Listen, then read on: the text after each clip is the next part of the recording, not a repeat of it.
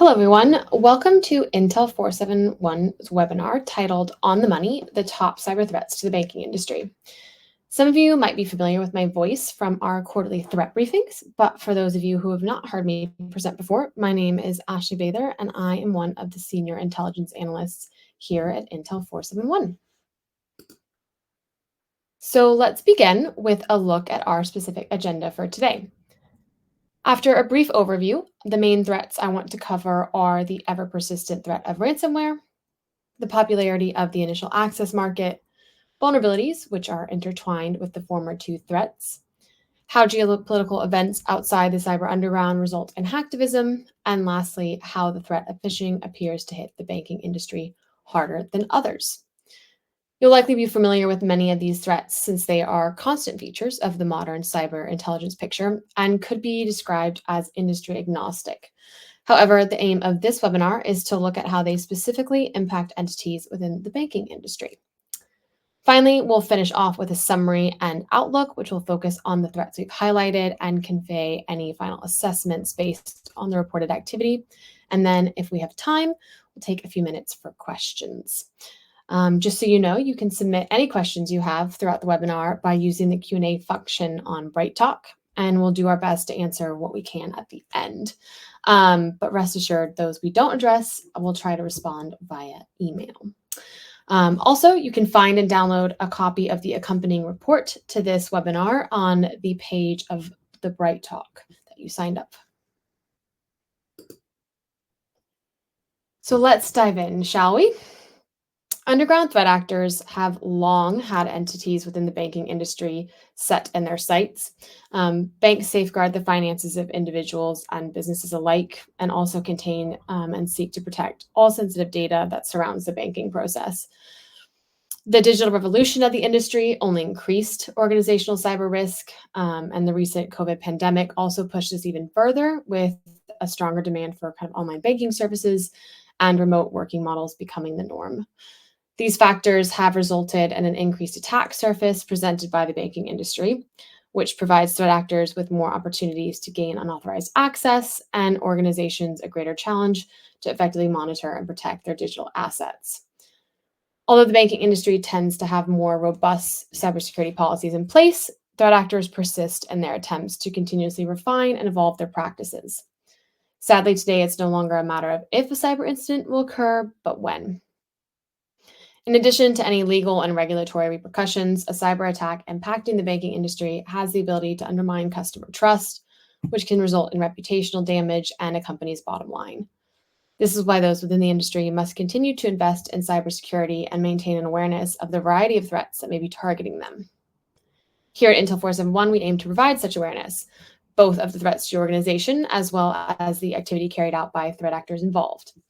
We continuously monitor threats to the industry using our proprietary Cyber Underground General Intelligence Requirements, or what we like to call our GIR framework.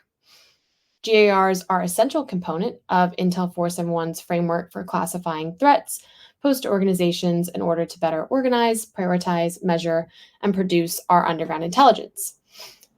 For the banking industry, these threats map to our Banking and Securities Industry GIR, which is a subset of the Financial Services Sector GIR.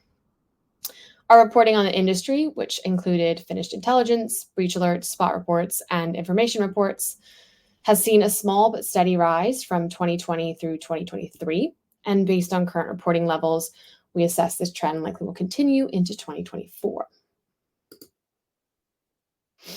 So the first threat I'd like to touch on is ransomware, which should come as no surprise to y'all since ransomware has long plagued many organizations, including those in the banking industry.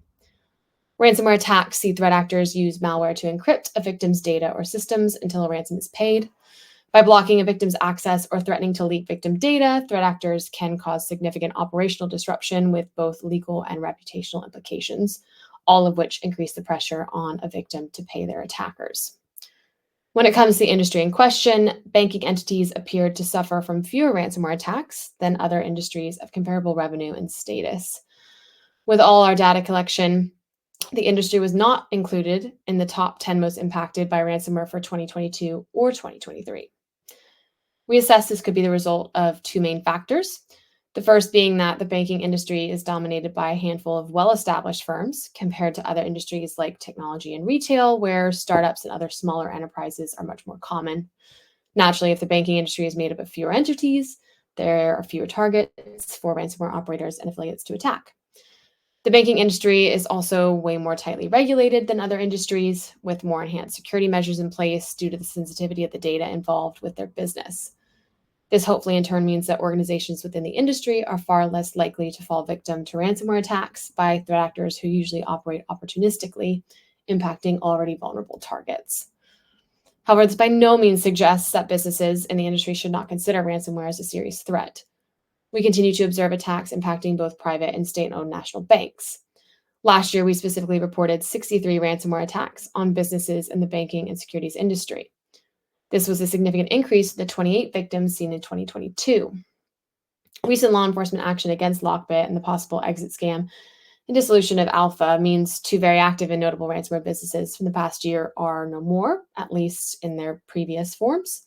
And while the banking industry might be targeted or impacted less by ransomware than other industries, the threat of attack still remains. We assess the rise in number of attacks against the industry in 2023, likely will continue into 2024 if banking data, systems, and networks are left vulnerable to opportunistic intrusion.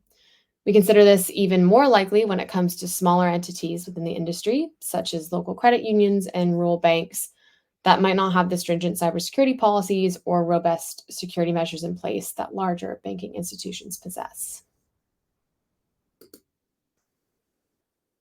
So let's move on to a similarly popular underground offering, and that is initial access. So when threat actors act as initial access brokers, or IABs for short, they obtain and sell access to networks, systems, and or credentials, which provide others with the ability to exploit that access via methods like malware deployment, sensitive data exfiltration, lateral movement, and more, all for further financial gain. So considering the banking and securities industry is trusted to handle not only large sums of money, but also a vast amount of sensitive data, it's essential for organizations in the industry to remain aware of current threat actors operating in this space and the ways in which they gain access. Throughout the last year, several banking and associated entities were impacted by access vendors selling access to their networks via credentials. We specifically observed 86 instances of access offers impacting the banking industry from January 1st, 2023 to January 1st, 2024. For our analysis, we try to differentiate the types of access seen in the underground. We categorize them into wholesale access and specified access. So both are alleged access to a network, resource, or service by means of compromised access credentials, exploitation of software vulnerability, misconfiguration, or similar means.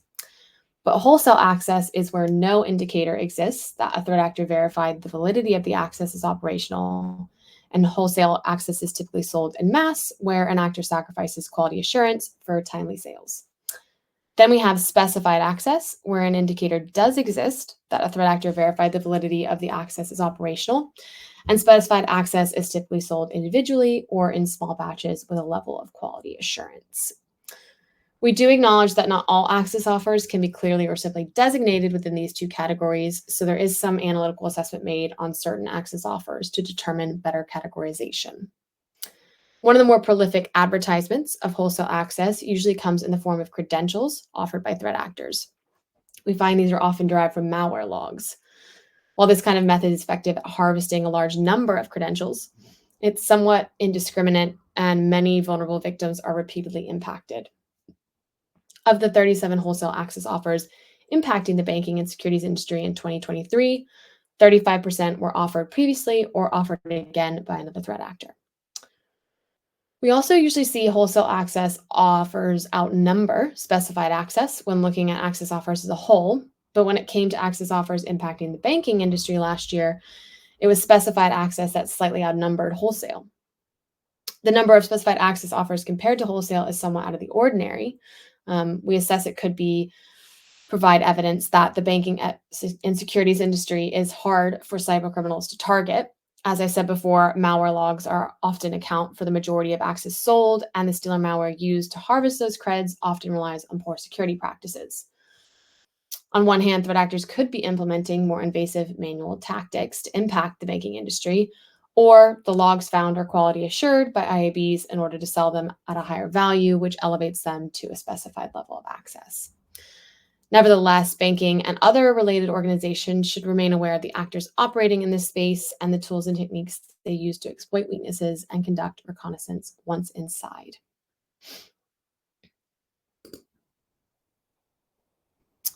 Alrighty, moving on to the next threat, which is vulnerabilities, which refers to weaknesses within a system, network, or application that could be exploited by a cyber attacker in order to gain access to an organization and its data.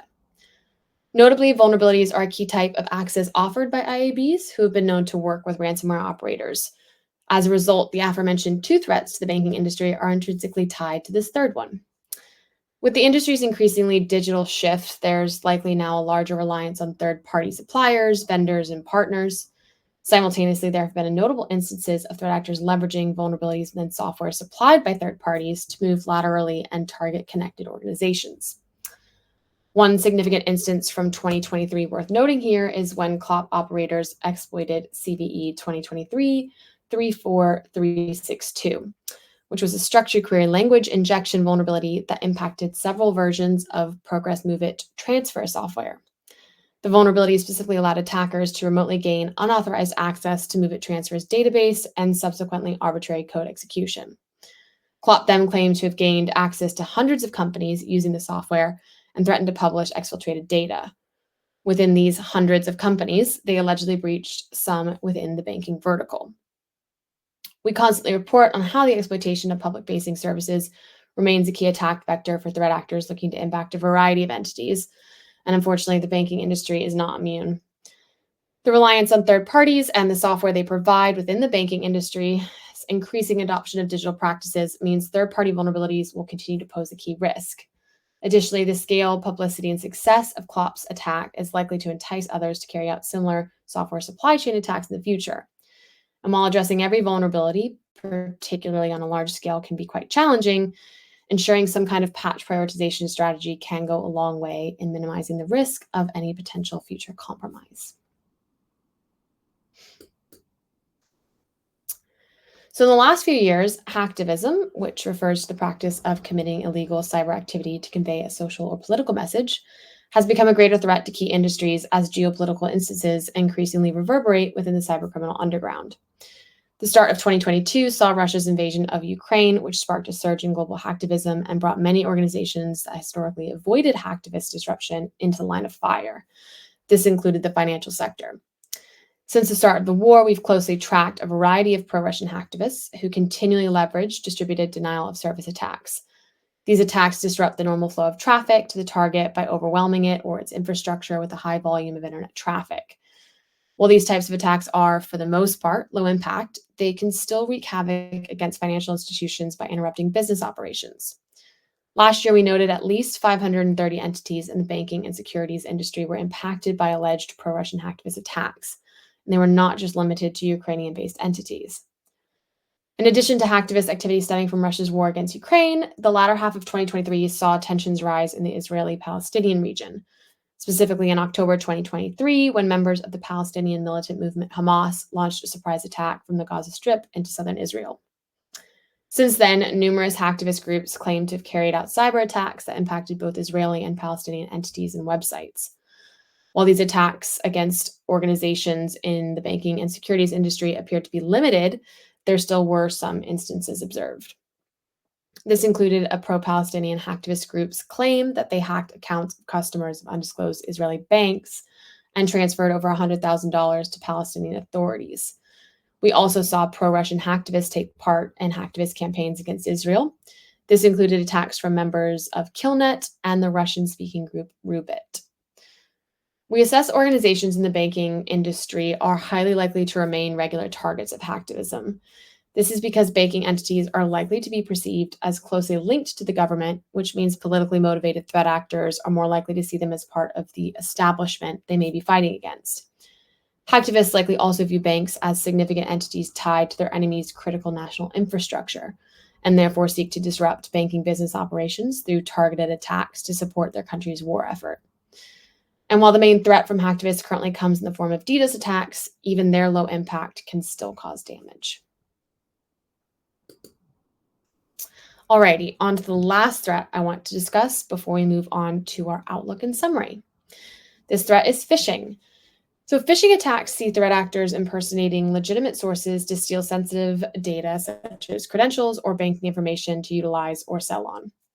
According to a recent report from the Anti Phishing Working Group, the financial sector suffered the most from phishing attacks in the second quarter of 2023, accounting for 23.5% of all phishing attacks. We also consistently see threat actors offer and leverage phishing related products, goods, and services to specifically target the banking industry. Last year, we reported our findings on phishing kits developed by a specific threat actor to identify associated phishing campaigns in the wild. Our research revealed almost 1,500 phishing pages that included direct evidence to support the actor's phishing kit projects. While the operators of the phishing pages were undisclosed, we did observe particular interest in phishing pages specifically impersonating financial institutions from Europe and Oceania. We also released an activity update on a fraud group whose members ran several instant messaging based marketplaces and services that facilitated payment card fraud. Our report detailed how the group allegedly maintained banking phishing pages that targeted financial institutions in Austria, Germany, and the US. Here at Intel 471, we continually assess that most threat actors are financially motivated. Therefore, obtaining bank account login credentials or card details is a goldmine for threat actors seeking illicit profits. This unfortunately means that phishing pages targeting the banking industry are highly unlikely to diminish in the long term. Okay, so with all of that said and done, it's easy to see how entities within the banking and securities industry remain highly attractive to threat actors. High revenue results in larger ransom demands, significant data holdings can yield profitable returns, and the close association with governing bodies makes them ideal for hacktivism targets. However, tight regulations and investment in cybersecurity means many within the industry are harder to impact. But this is also why we assess that threat actors are more likely to implement manual or more targeted techniques and procedures to achieve their goals, such as vulnerability exploitation and phishing for initial access. For these reasons, ransomware has been less impactful relative to other industries, but still remains a persistent threat to banking entities. Similarly, the access market continued to provide threat actors with the ability to carry out further illicit activity, but the prevalence of specified access over wholesale further demonstrated the difficulty of credential extraction compared to other industries. Additionally, the exploitation of vulnerabilities remained a key attack vector for threat actors looking to impact a variety of entities, including those in this industry. This threat is only heightened with the continual shift from less in-person banking services to more online services, with some banks even going online only. Banks also remained critical targets of hacktivism, as threat actors likely associated them with part of the government establishment and or a vital pillar of their adversaries' critical national infrastructure. Lastly, we observed several phishing kits and services offered to and leveraged against financial institutions. So, even though the banking industry has a reputation for higher levels of security than others, threat actors will still continue to carry out opportunistic attacks in the hopes of a lucrative profit. Should a weakness within the industry present itself, threat actors almost certainly will be poised and ready to take advantage. There's also a strong appetite for access to networks and data from banking organizations, with threat actors placing a higher value on this information from this industry. Because of this, we also can't rule out more targeted attacks could persist as well. So that brings us to the end of the webinar. I really hope you guys found the information useful and insightful.